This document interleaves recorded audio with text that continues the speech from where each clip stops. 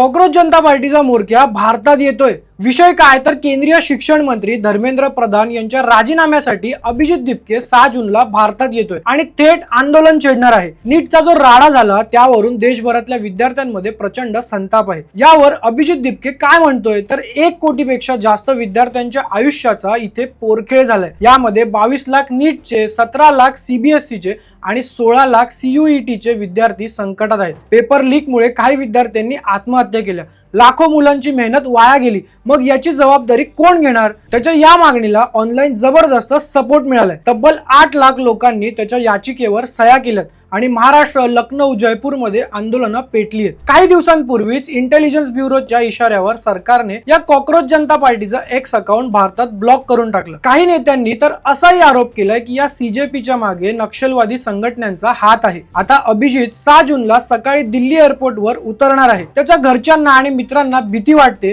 की त्याला एअरपोर्टवर उतरताच पोलीस उचलतील आणि जेलमध्ये टाकतील, पण तो म्हणतोय मला अजूनही देशाच्या लोकशाहीवर विश्वास आहे। 6 जूनला एअरपोर्टवरून आम्ही थेट पार्लमेंट स्ट्रीट पोलीस स्टेशनला जाणार आणि जंतर मंतरवर शांततापूर्व आंदोलनासाठी परवानगी मागणार। तुम्हाला काय वाटतं, शिक्षण मंत्री राजीनामा देणार का? कमेंट्स करून नक्की सांगा आणि अशाच महत्त्वाच्या अपडेटसाठी सबस्क्राइब करा जबरी खबरीला।